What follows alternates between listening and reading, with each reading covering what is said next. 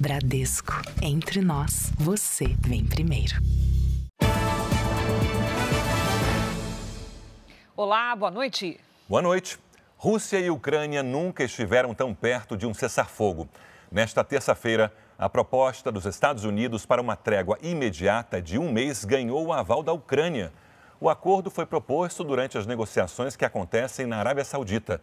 Com isso, os Estados Unidos irão restabelecer a ajuda militar e o compartilhamento de informações de inteligência com a Ucrânia. A Rússia ainda não se manifestou, mas os Estados Unidos aguardam uma resposta entre hoje e amanhã. A cobertura completa sobre a proposta de cessar-fogo você terá ainda nessa edição do Jornal da Record. A Agência Nacional de Aviação Civil suspendeu todos os voos da companhia aérea Voipaz. A decisão foi tomada 7 meses depois do acidente que matou 62 pessoas em Vinhedo, interior de São Paulo. Só hoje, 34 voos foram cancelados e mais de 1.900 passageiros foram afetados em várias regiões do país. O cancelamento do voo pegou esta família de surpresa. Um pouco de insegurança, né? Desespero talvez, mas tentar se controlar, porque não tem o que fazer, né? A gente tem que resolver. Maria Emília e muitos outros passageiros enfrentaram uma fila de espera no aeroporto de Congonhas, em São Paulo, em busca de solução. Eu tinha que trabalhar agora na parte da tarde, vai afetar um pouco, mas já contornado. A Voepaz tem 6 aeronaves com voos comerciais para 16 destinos. Há 7 meses, 62 pessoas morreram na queda de um avião da empresa em Vinhedo, interior paulista. Desde então, está sob fiscalização da ANAC. A partir de hoje, está proibida de voar e vender passagens por falta de segurança. Adriana é mãe da menina de 3 anos que morreu na queda da aeronave. Para ela, a suspensão veio tarde demais. Eu acho sim que poderia ter vindo essa fiscalização, esses olhos voltados para a Voipaz, poderia sim ter acontecido muito antes do dia 9 de agosto do ano passado.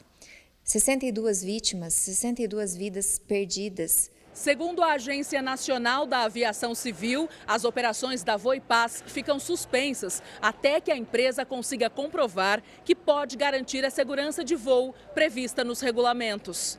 Em nota, a Voepaz afirmou que tenta reverter a decisão da ANAC. O Procon notificou a Voepaz e a Latam, parceira comercial da companhia. As empresas têm 5 dias para apresentar explicações. No aeroporto de Ribeirão Preto, onde fica a sede da empresa, não havia funcionários nos balcões de atendimento. O Procon orienta os passageiros a procurar a empresa ou a agência de viagens que vendeu as passagens. É o consumidor que decide se ele quer o ressarcimento integral da passagem aérea, de todo o custo que ele teve, ou ser reacomodado em outro voo próximo da sua data com relação à viagem que ele havia programado.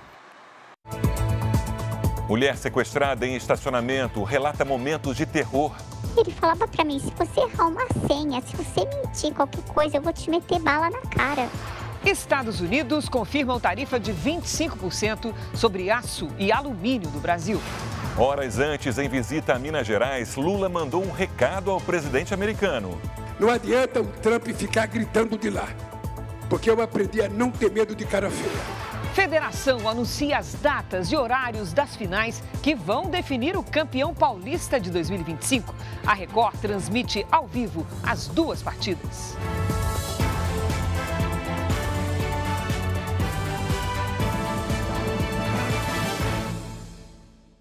Oferecimento Consórcio Bradesco. O que mais contempla no país, contrate pelo app.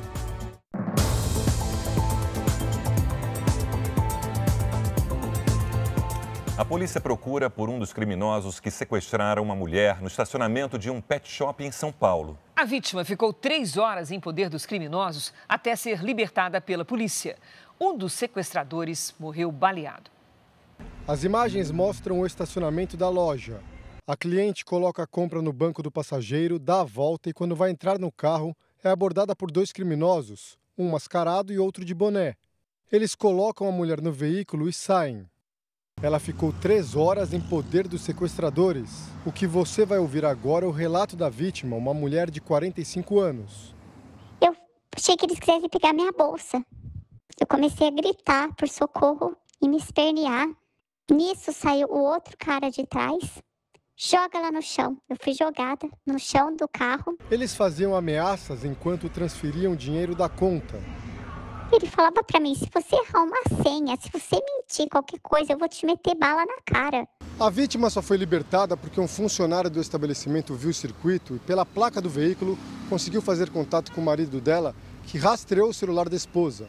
Em seguida, ele ligou para a polícia militar para pedir ajuda e passar a localização da mulher em tempo real. Segundo a polícia, quando o carro dos criminosos foi abordado, um deles ameaçou pegar uma arma. Os policiais atiraram. Um dos sequestradores morreu e o outro conseguiu fugir. A vítima não sofreu ferimentos. Eles salvaram minha vida. Eu nunca vi tanta viatura na minha vida. Quando eles fugiram, eu só escutei um barulho no teto do carro e o vidro do carro estourando. E era tiro, era tiro. É importante que as pessoas mantenham aplicativos que tenham a localização dos seus familiares, né? Que num evento desse, né, num triste evento desse, pode ajudar bastante na localização. Apesar de ter escapado sem ferimentos, o trauma permanece. Eu não desejo isso para o meu pior inimigo. Foi terrível, foi terrível.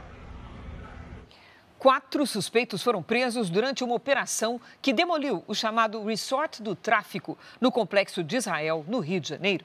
A investigação apontou que a mansão, que tinha até um lago artificial, foi construída a mando de um dos criminosos mais procurados do estado. Retroescavadeiras ajudaram na demolição. O imóvel de luxo contava com um lago artificial cheio de carpas, cada uma avaliada em R$300. Os peixes foram levados para um criadouro. Segundo a investigação, o resort, construído numa área de preservação ambiental, servia de base operacional e esconderijo de Álvaro Malaquias Santa Rosa, o Peixão, chefe da segunda maior facção criminosa do estado. Esse espaço era frequentado não só por ele como área de lazer, ele e sua família, mas também por diversos traficantes aqui do Complexo do Israel, da facção Terceiro Comando. Os agentes também estiveram nesta academia de musculação usada pela quadrilha. Os equipamentos foram apreendidos. Essa facção criminosa constantemente vem dando ataques, tomando locais, explorando a internet, e isso é inadmissível, nós não vamos permitir isso de forma alguma. A ação das polícias civil e militar começou de madrugada. Barricadas foram incendiadas. Um caminhão com areia cobriu os buracos, que foram abertos para dificultar o trabalho dos policiais. Durante a operação, 5 estações de trem foram fechadas e 10 escolas da rede municipal suspenderam as atividades. Os policiais ainda desmontaram na região um provedor clandestino de internet comandado pelo tráfico. O serviço de inteligência ele segue fazendo monitoramento da movimentação desses criminosos. Peixão não foi preso na operação de hoje e segue foragido. O Congresso retomou os trabalhos hoje, depois do recesso de carnaval. Hora de conversar com Luiz Fara Monteiro, direto de Brasília. Oi, Fara, boa noite. O que não falta é assunto atrasado na pauta dos nossos parlamentares, não é mesmo? E praticamente tudo que é votado aqui se reflete na sociedade, né, Cris? Boa noite a você, ao Sérgio e a todos que acompanham o Jornal da Record. O assunto mais urgente agora é a aprovação do orçamento do ano passado. A prioridade para o governo neste momento é a aprovação do orçamento de 2025.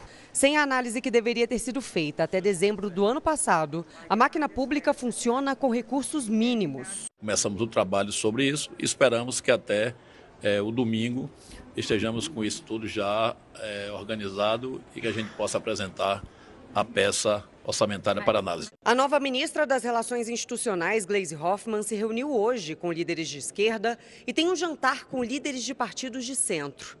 O objetivo é garantir a aprovação da lei orçamentária, reduzir desconfianças e atender à recomendação do presidente Lula de consolidar a base de apoio no Congresso. O governo está pensando a agenda importante do primeiro semestre. Vamos fazer um esforço para votarmos a LOA, o orçamento até o final do mês, no máximo dia 24, porque há necessidade do país, e o IR, o Imposto de Renda, que deverá ser encaminhado nos próximos dias a proposta ao Congresso Nacional. O líder do PSB avalia que já foram resolvidos os impasses que impediam a votação do orçamento, como as emendas parlamentares. A expectativa é que o orçamento possa ser votado para que a gente comece a execução do orçamento desse ano, que é muito importante para as políticas públicas acontecerem, principalmente os investimentos, as obras, as ações que o governo federal vem executando. Por 7 votos a 4, o Supremo Tribunal Federal ampliou a abrangência do chamado foro privilegiado. Com isso, a Corte vai poder julgar políticos, como deputados e senadores, e ministros, mesmo depois do fim do mandato.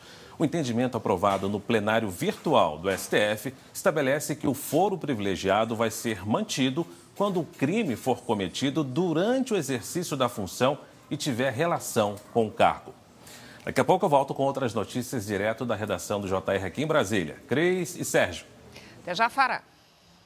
A Ucrânia aceitou a proposta dos Estados Unidos para um cessar-fogo imediato de 30 dias na guerra. A Rússia ainda não disse se concorda em interromper os combates. O secretário de Estado americano Marco Rubio liderou as negociações na Arábia Saudita. Ele disse que a Ucrânia está pronta para a paz e que a bola agora está no campo da Rússia. Rubio também prometeu que os Estados Unidos irão restabelecer a ajuda militar e o compartilhamento de informações de inteligência, que foram suspensos na semana passada. O presidente da Ucrânia, Volodymyr Zelensky, está na Arábia Saudita, mas não participou das negociações. Numa rede social, ele agradeceu ao presidente Donald Trump e afirmou que, se a Rússia concordar, o cessar-fogo entrará em vigor imediatamente. Em entrevista coletiva, Donald Trump afirmou que as autoridades americanas devem conversar com o governo da Rússia até amanhã e mencionou a possibilidade de convidar Zelensky para um novo encontro na Casa Branca. Espero que a Rússia concorde, reforçou Trump. Vladimir Putin ainda não respondeu. Segundo o presidente ucraniano, o acordo inclui a libertação de prisioneiros de guerra e crianças que estão na Rússia. E ainda que Estados Unidos e Ucrânia devem fechar nos próximos dias a parceria para a exploração de recursos minerais em território ucraniano. Enquanto as delegações estavam reunidas na Arábia, as forças ucranianas lançaram o maior ataque com drones contra a Rússia desde o começo da guerra, há mais de 3 anos. Segundo autoridades russas, foram abatidas mais de 300 aeronaves não tripuladas, 91 nos arredores de Moscou. Pelo menos 3 pessoas morreram e 4 aeroportos da capital suspenderam voos. Na Ucrânia, novos ataques russos deixaram 6 mortos. Ainda hoje, governo lança cartilha com orientações aos pais para reduzir o uso excessivo de telas por crianças e adolescentes. E a seguir, Estados Unidos confirmam cobrança de tarifas sobre o aço e o alumínio do Brasil.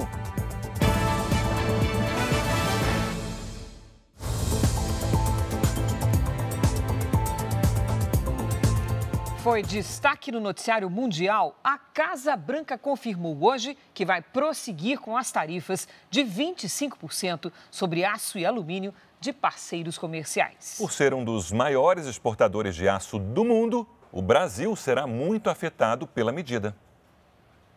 Em comunicado, a Casa Branca confirmou a taxação de 25% sobre o aço e alumínio para todos os parceiros comerciais, sem exceções ou isenções.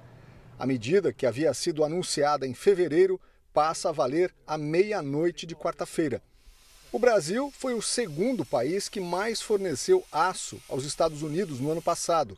Foram mais de 3 milhões de toneladas do produto e ficou atrás apenas do Canadá. Hoje, Trump chegou a dobrar a tarifa do vizinho comercial. Pela manhã, o presidente Donald Trump postou numa rede social: com base na tarifa de 25% cobrada pela eletricidade do Canadá que entra nos Estados Unidos, instruí meu secretário de Comércio a adicionar uma tarifa de 25% a 50% sobre todo o aço e alumínio do Canadá que entram nos Estados Unidos. À tarde, ele se reuniu com o bilionário Elon Musk na Casa Branca. E ao ser perguntado sobre a possibilidade de cancelar a tarifa sobre exportações de aço e alumínio ao Canadá, afirmou: "Estou olhando para isso, mas provavelmente sim." O presidente americano decidiu rever as tarifas depois que o primeiro-ministro do estado de Ontário, no Canadá, Doug Ford, suspendeu as taxas que iria cobrar para a distribuição de energia elétrica para 3 estados americanos. Representantes dos 2 países devem se reunir na próxima quinta-feira. Trump ainda disse que a economia dos Estados Unidos não vai entrar em recessão e garantiu que não está preocupado com as quedas no mercado de ações. "Acho que o país vai prosperar", afirmou. A política tarifária de Donald Trump repercutiu nas bolsas de valores de todo o mundo. Caroline Leavitt, porta-voz da Casa Branca, disse que o país enfrenta um período de transição econômica. Segundo a Casa Branca, o republicano herdou um pesadelo econômico do governo anterior. E para Trump, taxar países vizinhos é uma medida que protege a indústria americana e equilibra relações comerciais. Ele também promete que o bolso da população não vai ser prejudicado. Hoje, Trump se reuniu em Washington com cerca de 100 representantes de empresas americanas. Ele discutiu o futuro econômico do país com aliados, principalmente nas áreas de comércio e tecnologia. Sobre a decisão dos Estados Unidos de taxar em 25% o aço e o alumínio de parceiros comerciais a partir da meia-noite, o governo brasileiro ainda não se manifestou. O presidente Lula inaugurou hoje um centro de desenvolvimento para carros híbridos em Minas Gerais e trocou farpas com o governador Romeu Zema. O presidente Lula viajou até o polo automotivo de Betim com o vice Geraldo Alckmin e os ministros Alexandre Silveira, de Minas e Energia, Fernando Haddad, da Fazenda, Rui Costa, da Casa Civil, Luiz Marinho, do Trabalho e Emprego e Macaé Evaristo, dos Direitos Humanos. A empresa Stellantis é controladora de diversas marcas de veículos com várias fábricas no Brasil. Uma das unidades vai contratar 400 engenheiros e investir 30 bilhões de reais até 2030 no desenvolvimento de veículos híbridos. Nos discursos, Lula e o governador Romeu Zema trocaram provocações sobre o tamanho das equipes de governo. Romeu Zema disse que em Minas trabalha com poucas secretarias. Apesar de sermos o segundo estado mais populoso do Brasil, nós somos o que tem o menor número de secretarias, 14. Mas para time ganhar campeonato não precisa colocar 20, 30 jogadores em campo, não. Precisa de 11 craques. O presidente Lula rebateu. Eu tenho sorte, muita sorte de montar uma equipe extraordinária como essa aqui. Porque o importante não é discutir se você tem 1 ou 10. O importante é discutir a qualidade das pessoas que você tem. Em outro momento, Lula perguntou a Romeu Zema se o governador se lembrava de quando o país tinha crescido tanto como nos primeiros anos deste terceiro mandato. Precisou eu voltar à presidência para que a economia voltasse a crescer acima de 3%. Ela não crescia há quanto tempo? Zema não lembra. Quanto tempo essa economia não crescia 3%? Ainda em Betim, o presidente Lula disse que vai fazer uma revolução na transição energética e mandou um recado ao presidente dos Estados Unidos, Donald Trump. Não adianta o Trump ficar gritando de lá, porque eu aprendi a não ter medo de cara feia. Fale manso comigo, fale com respeito comigo, que eu aprendi a respeitar as pessoas e quero ser respeitado. Em Ouro Branco, na região central de Minas, o presidente Lula visitou a Gerdau, que responde por 12% da produção de aço do país. Setor nacional que vai ser taxado em 25% a partir de amanhã pelos Estados Unidos. Hoje, o governo americano confirmou a adoção da medida. Com um investimento de 6 bilhões de reais, a empresa deve aumentar a produção de bobinas em 250 mil toneladas por ano, chegando a 1.100.000 toneladas até o final deste mês. Eleitores da Groenlândia foram às urnas hoje para escolher os 31 representantes do parlamento.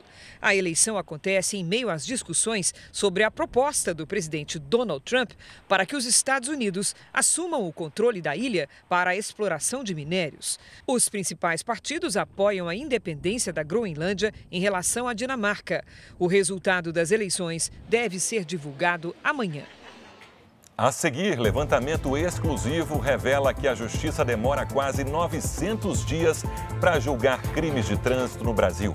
E veja também o caso Vitória. Laudo preliminar diz que jovem foi morta por estrangulamento.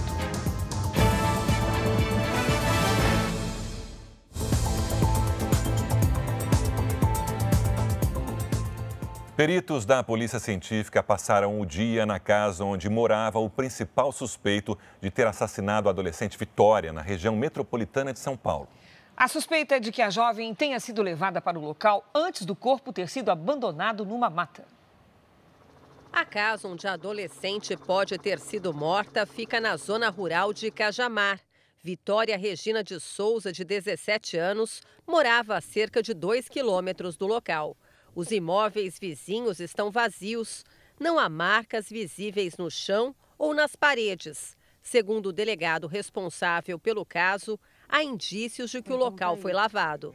O imóvel pertence a Michael Salles dos Santos, preso no final de semana. Ontem à noite, a polícia científica usou luminol no local, uma substância que detecta vestígios de sangue que já foram encontrados no carro de Michael. Durante a tarde, os peritos voltaram ao suposto cativeiro em busca de evidências. Eles procuram por manchas de sangue que podem ter sido limpas. Entre os equipamentos utilizados pela perícia, há este scanner, capaz de fazer uma varredura detalhada do local e recriar ambientes em 3 dimensões. Isso vai permitir análise técnica virtual. Uma cachorra que já ajudou no esclarecimento de 45 homicídios percorreu todos os ambientes da casa. O animal é treinado para farejar sangue e sêmen. Segundo informações preliminares do laudo do corpo da jovem apuradas pelo jornalista Roberto Cabrini, Vitória foi mantida viva por 2 dias antes do assassinato. A causa da morte foi estrangulamento. Vitória pode ter sido vítima de abuso sexual. A defesa de Michael dos Santos nega qualquer participação dele no crime. A polícia investiga outros 2 homens, Gustavo Vinícius de Moraes, que já se relacionou com Vitória e nega o crime, e Daniel Lucas Pereira, que, segundo a polícia, gravou o percurso que a adolescente costumava fazer. Eu não tenho nada a ver com o caso da Vitória, eu era amigo da família, eu estava ajudando a família nas buscas. Mais de 20 testemunhas já foram ouvidas. A polícia analisa ainda o conteúdo de 10 celulares apreendidos. Os laudos finais do material genético coletado até agora devem ficar prontos em até 40 dias.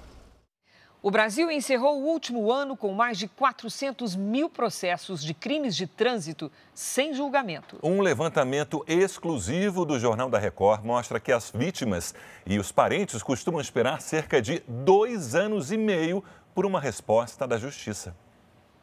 Eram quase 11 horas da noite, quando um homem tenta cruzar a avenida em Suzano, Grande São Paulo. Assim que o carro passa, ele atravessa, mas é atingido em cheio por outro veículo. Adenilson dos Santos Barbosa morreu na hora. Em abril, o caso completa 1 ano, sem solução. A viúva de Adenilson, Cláudia, diz que a polícia arquivou a investigação por falta de provas, mas ela e os filhos ainda têm esperança de identificar o motorista. Nem para prestar socorro, nada. Ele jogou ele a 30 metros. A imprudência no trânsito matou mais de 26 mil pessoas no ano passado no Brasil. Uma média de 71 mortes por dia. Muitos desses casos se tornam processos na justiça. São famílias que querem respostas para os crimes cometidos no trânsito. Mas a velocidade dos julgamentos não costuma ser a mesma das ruas. Um levantamento exclusivo do Jornal da Record aponta que o tempo médio para julgamento de crimes de trânsito em primeira instância é de 879 dias, No ano passado, em todo o país, foram registrados quase 164 mil novos processos. Mais de 400 mil aguardam sentença. Na Europa, os processos criminais levam em torno de 4 meses para chegar a uma decisão. Este advogado explica o motivo da demora da justiça brasileira. Acontece porque os crimes de trânsito, assim como os crimes comuns, caem numa distribuição de todas as varas criminais. Falta aqui para o Tribunal de Justiça de São Paulo, por exemplo, e para outros estados, uma vara especializada em crimes de trânsito. No caso de Adenilson, a Polícia Civil disse que procurou imagens de câmeras, mas a única encontrada não tinha resolução para identificar o veículo. Vou fazer o possível e o impossível. Não vou deixar impune. Não vou deixar. O Tribunal de Justiça de São Paulo informou que o tempo de tramitação dos processos varia de acordo com cada caso e depende da produção de provas e da quantidade de recursos. Um estudo da Confederação Nacional da Indústria apontou que o trabalhador do setor ganha cerca de 10% a mais que os empregados de outros setores. Os dados você acompanha agora com exclusividade.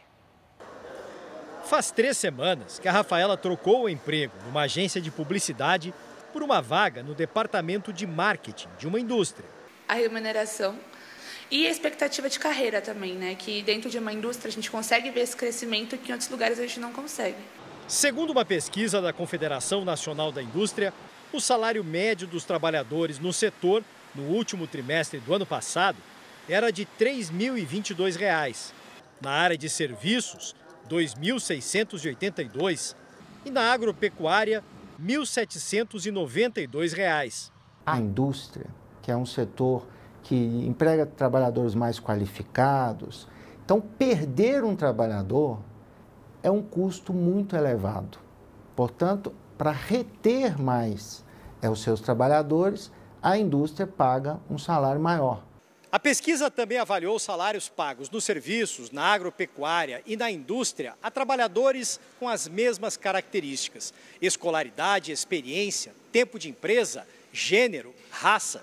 E nessa comparação de profissionais equivalentes, a remuneração na indústria é quase 10% maior. Quando o mercado está aquecido, como agora, que você tem uma falta de mão de obra em geral, então para segurar a turma você acaba subindo porque você sempre tem negociações. Depois de trabalhar numa financeira, a Flávia conseguiu o mesmo cargo na indústria e ganhando mais. Tenho interesse em entrar em cargos um pouco maiores, comecei como assistente, mas pretendo crescer cada vez mais. Enquanto eles me derem oportunidade e espaço aqui dentro, eu pretendo fazer minha carreira aqui.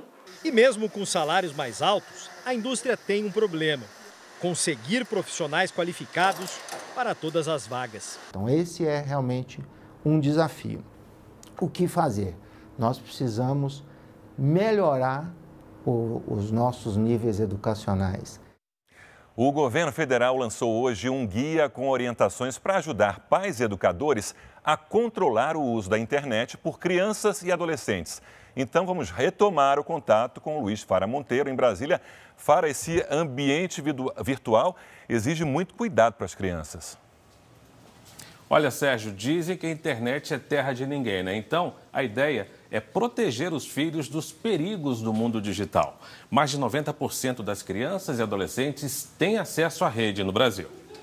Isabela tem 11 anos. Ela diz que já nasceu sabendo usar a internet. É época digital, então todo mundo já nasce na tela já. Desde que a filha começou a acessar a internet, o pai decidiu impor regras na casa. São 25 minutos para cada celular e no tablet 25 minutos para cada uma. Uma pesquisa aponta que, assim como as filhas do Luiz, 93% das crianças e adolescentes dos 9 aos 17 anos de idade são usuários de internet no Brasil, o que corresponde a 25 milhões de pessoas. O estudo também revelou que 23% das crianças e adolescentes dessa faixa etária acessaram a internet pela primeira vez antes dos 6 anos de idade.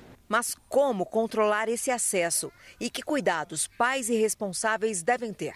Durante 10 meses, a Secretaria de Comunicação da Presidência da República e 6 ministérios elaboraram um guia sobre o uso de dispositivos digitais. A ideia é oferecer orientações que podem evitar uma série de problemas, como proibir o uso de telas para crianças com menos de 2 anos, evitar que crianças tenham smartphones próprios antes dos 12 anos, Garantir que a classificação indicativa no uso das redes sociais seja respeitada por pais e filhos e que na adolescência os pais monitorem o uso de aplicativos e redes sociais. Ele tem não só uma parte de recomendações práticas, que eu acho que é uma das questões que os pais e familiares vão querer olhar, voltada para eles diretamente, para os familiares, mas também para os educadores. Quem já monitora o acesso dos filhos à internet não se arrepende. Eu acredito que é um bom caminho para qualquer pai, tá? E para os filhos.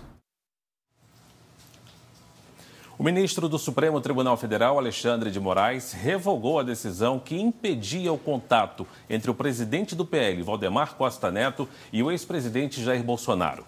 Os dois estavam proibidos de se encontrar desde fevereiro do ano passado, depois de uma operação da Polícia Federal para investigar uma suposta tentativa de golpe de Estado. Moraes também devolveu os bens pessoais e o passaporte de Valdemar Costa Neto. Eu fico por aqui. Para você saber mais notícias de Brasília, acesse o r7.com. Muita atenção agora, porque Cris e Sérgio têm uma novidade para você. Até amanhã, Fara. Hoje, a Record encerra uma parceria de mais de 2 décadas com o jornalista Celso Freitas, um dos principais nomes do jornalismo brasileiro. Eu tive a honra de dividir a bancada com ele por quase 5 anos e de acompanhar fatos históricos ao lado do Celso. São mais de 50 anos de uma carreira brilhante na televisão. Boa noite. Quando chegou à Record, Celso Freitas já tinha uma extensa bagagem no jornalismo. Fez parte de grandes programas da TV brasileira e, no começo dos anos 2000, iniciou uma nova história.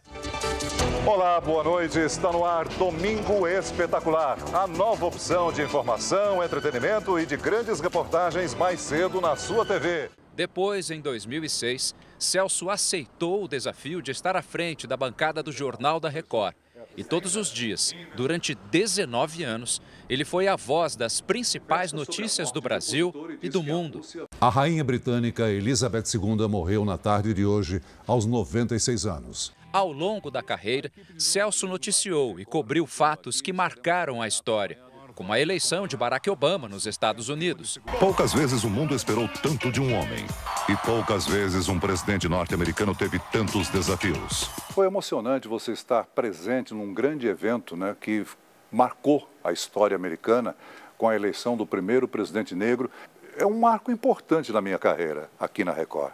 Celso também trouxe ao Brasil as informações de um dos piores acidentes aéreos, a queda de um avião no aeroporto de Congonhas, em 2007. Quase 200 vidas. Um custo muito alto. A tragédia de Congonhas é o último ato de uma crise que se arrasta há 10 meses. Também em 2007, o apresentador anunciou o início do primeiro canal de notícias da TV aberta brasileira, a Record News. O lançamento do primeiro canal de jornalismo 24 horas em TV aberta do Brasil. Me sinto orgulhoso de ter participado dessas etapas todas, né? Aqui na Record, Celso se reinventou. Além da bancada do JR, foi para a internet e apresentou o podcast JR 15 Minutos. Celso tem uma vida inteira dedicada ao jornalismo e durante 21 anos esteve aqui na Record. E em todo esse tempo, além de transmitir as notícias, Celso fez grandes parcerias.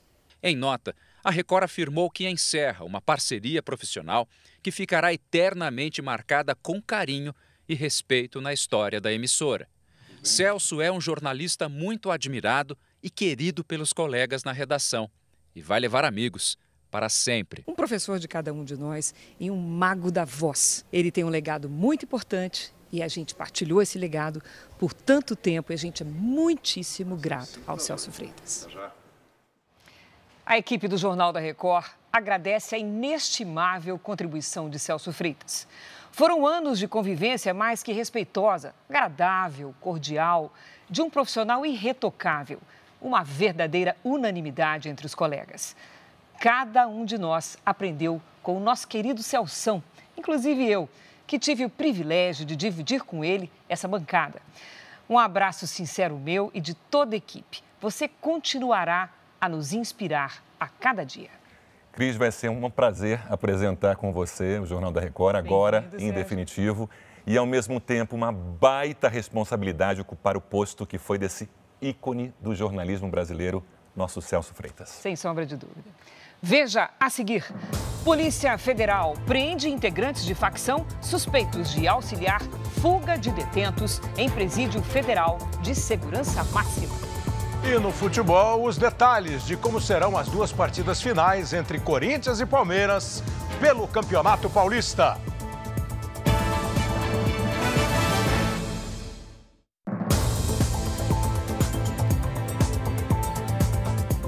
O governo da Síria prometeu identificar e punir os culpados pela onda de violência no país.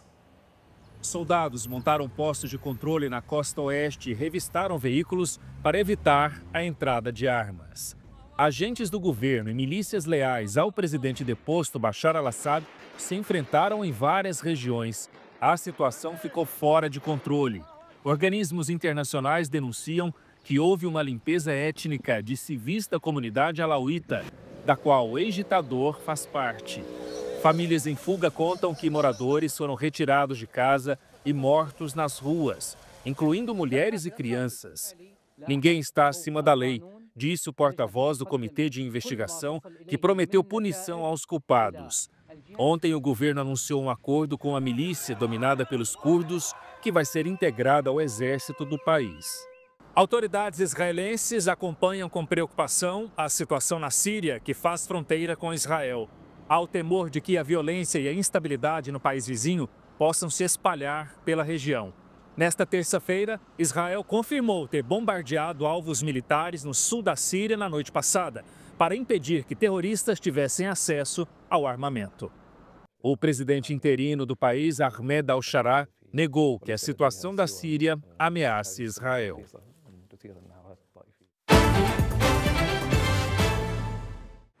A maior parte do mundo tem hoje o ar poluído e apenas 17% das cidades estão dentro dos níveis aceitáveis, segundo o Relatório Mundial da Qualidade do Ar, que analisa o monitoramento de 138 países. 19 das cidades mais poluídas do planeta estão na Ásia, sendo 13 somente na Índia. Nenhuma cidade brasileira foi citada. Especialistas alertam que a poluição pode ser maior porque muitos lugares não são monitorados.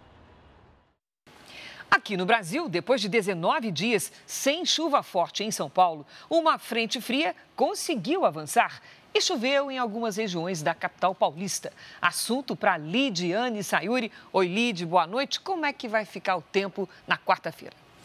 Oi, Cris. Olha, a partir de amanhã, a atmosfera fica ainda mais instável no centro-sul do país e deve provocar pancadas típicas de verão. Boa noite para você. Sérgio, boa noite. E boa noite para você que acompanha o JR.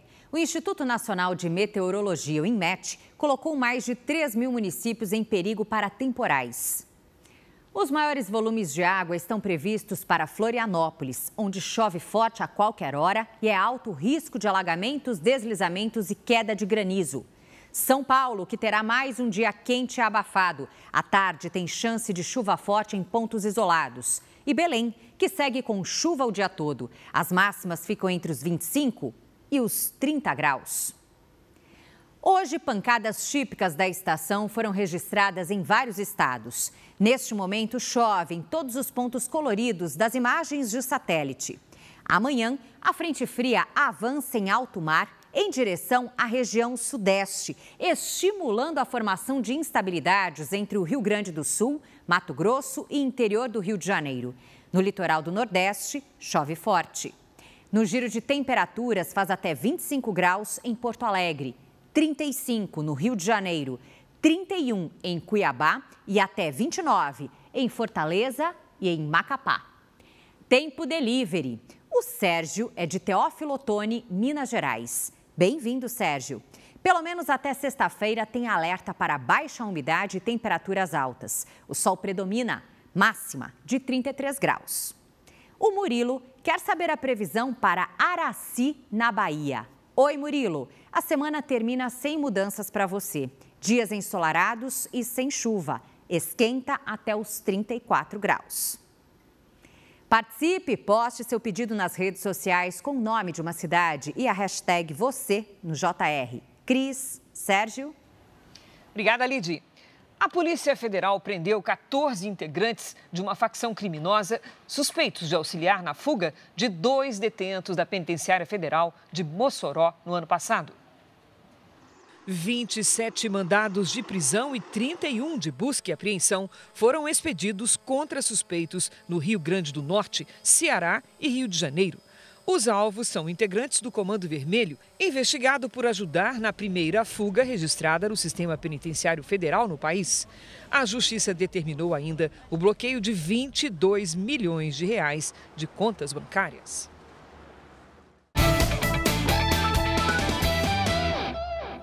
O Palmeiras venceu o São Paulo e está na final do Campeonato Paulista pela 6ª vez consecutiva, mas já adianto que a Cris está de verde por mera coincidência. Certamente. Quem está com a gente hoje é o Kleber Machado. Oi, Kleber, boa noite. Que semifinal polêmica, decidida nesse pênalti aí que está dando o que falar. Achei interessantíssima a observação do Sérgio. É necessário. Oi, Sérgio. Oi, Cris. Oi. É verdade. Boa noite para você. De fato, o lance foi muito polêmico. O lance que gerou debate foi o gol, exatamente o gol que classificou o Palmeiras. O lance foi dentro da área do São Paulo, obviamente, foi um pênalti. O Rafael errou o passe, o Arboleda escorregou. Quando o Vitor Roque partiu para a jogada, teve o contato com o Arboleda. Os palmeirenses acreditam que foi pênalti. Os são paulinos estão reclamando e bastante. E hoje, a Federação Paulista de Futebol divulgou o áudio com a conversa dos árbitros que analisam as imagens para justificar a decisão em campo. Uma semifinal tensa e polêmica. Foram 8 cartões amarelos e um vermelho para o auxiliar técnico do São Paulo, Maxi Cubeiras. Ele quer ser o protagonista do jogo. Isso, ele quer isso. E a arbitragem foi mesmo a protagonista do clássico. Mais do que os cartões, a atuação de Flávio Rodrigues de Souza ficou marcada por um apito e um pênalti marcado para o Palmeiras. No fim do primeiro tempo, o goleiro Rafael do São Paulo errou na saída de bola. O estreante Vitor Roque retomou a posse e caiu dentro da área nesse lance envolvendo o zagueiro Arboleda do tricolor. Mas o árbitro está parando o jogo e marcando pênalti. E marcando penalidade máxima. O Arboleda escorrega, coloca o pé na frente, mas tenta recolher. E o atacante Vitor Roque, que projeta o corpo dele no defensor são paulino, até provocando um certo contato. Não é pênalti isso. O VAR deveria ter recomendado a revisão para que o Flávio Souza fosse ao monitor e analisasse a jogada melhor. A Federação Paulista divulgou hoje o vídeo e o áudio da participação do VAR, que confirmou o pênalti polêmico. Aí esse é o momento do calço, ó, ok? Perna de esquerda com a perna de esquerda também. Esse é o contato, ok? Então o pênalti está confirmado. Após muita discussão, Rafael Veiga cobrou forte e marcou. Rafael Veiga! Gol do Palmeiras! Na segunda etapa, o São Paulo tentou, o Palmeiras quase ampliou, mas a semifinal acabou mesmo em 1-0 para o Verdão. Um erro absurdo, né? Hoje, o que o Brasil todo viu com essa grande audiência que vocês, detentores dos direitos, levam para todo o Brasil, foi algo inacreditável, foi uma vergonha. Há uma obstrução clara com a perna do Arboleda. Agora, se é até com intensidade ou não, isso é uma questão que tem que falar com o árbitro. O Palmeiras chega à 6ª final seguida do Paulistão e mantém vivo o sonho do inédito tricampeonato consecutivo. Fizemos um jogo de time grande, soubemos sofrer ali em determinados momentos do jogo e é isso. E agora mais um derby na final. Agora, Corinthians e Palmeiras decidem o campeonato. E a Federação Paulista de Futebol confirmou hoje as datas das 2 partidas entre os finalistas. Os jogos decisivos do Paulistão vão ter transmissão da Record, do R7 e do Play Plus. Representantes de Corinthians e Palmeiras se reuniram na Federação Paulista de Futebol para definir os detalhes da decisão. A primeira partida será no domingo, 16 de março, às 6h30 da noite, no Allianz Parque. O segundo jogo será na quinta-feira, 27 de março, às 9h35 da noite, na Neoquímica Arena. O Timão decide em casa por ter a melhor campanha do Paulistão.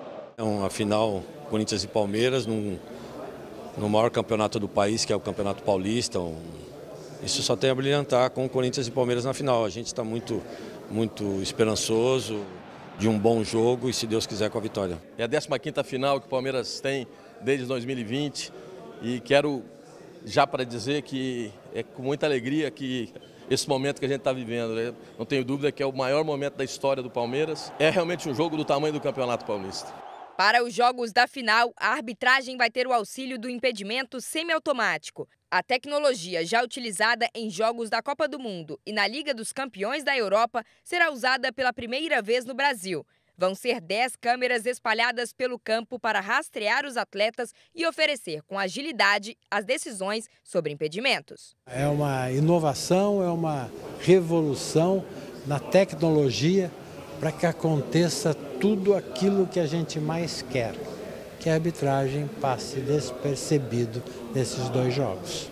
A última vez que os dois clubes se enfrentaram na final do Campeonato Paulista foi em 2020. Naquele ano, o Palmeiras evitou o tetracampeonato do Corinthians, que foi campeão em 2017, 2018 e 2019. Agora, o Timão é quem pode evitar o 4º título estadual consecutivo do seu maior rival. É um jogo para ser decidido em casa. Me parece um confronto muito marcado por isso. E aí tem o papel das torcidas, vai ser muito emocionante. Tempo de decisão também no Rio de Janeiro. Flamengo e Fluminense começam amanhã a decidir o Campeonato Carioca no Maracanã. Hoje, a Federação de Futebol do Rio definiu que a segunda partida da decisão será jogada já no próximo domingo, também no Maracanã, com o mando do Flamengo. O Flamengo tem a melhor campanha do Campeonato Carioca. Em caso de empate na pontuação e no saldo de gols, o campeão vai ser decidido nos pênaltis. Em 6 anos, esse vai ser o 5º Fla-Flu na final do Carioca. Começou hoje na Argentina o julgamento de 7 profissionais acusados de negligência médica na morte do astro do futebol Diego Maradona. O Ministério Público argentino classificou a internação domiciliar de Maradona como temerária, deficiente e sem precedentes. Para a promotoria, os profissionais da saúde foram determinantes ao não oferecerem os cuidados necessários a Maradona. Os acusados podem pegar de 8 a 25 anos de prisão. Os réus negam qualquer responsabilidade. Maradona morreu em novembro de 2020 em decorrência de uma parada cardiorrespiratória. O julgamento deve durar até o mês de julho. Agora há pouco, pela Liga dos Campeões, o Paris Saint-Germain eliminou nos pênaltis o Liverpool. E um pouco antes, o Barcelona da Espanha venceu o Benfica de Portugal por 3-1 e se classificou para as quartas de final. O atacante Rafinha, convocado para a seleção brasileira, fez 2 gols e assumiu a artilharia da competição com 11 gols. E ainda conquistou uma marca histórica. Rafinha se tornou o brasileiro com mais gols marcados em uma só edição da Liga dos Campeões. Ele deixou para trás o Neymar, o Kaká e o Rivaldo. Tá bom de ultrapassagem. Não é mole, não. Tá. Obrigada, Kleber. Essas foram as notícias dessa edição. À 00:30 tem mais Jornal da Record. Você fica agora com a novela Força de Mulher. E logo depois de Gênesis, tem a série Reis. Não perca. Ótima noite para você. Boa noite e até amanhã.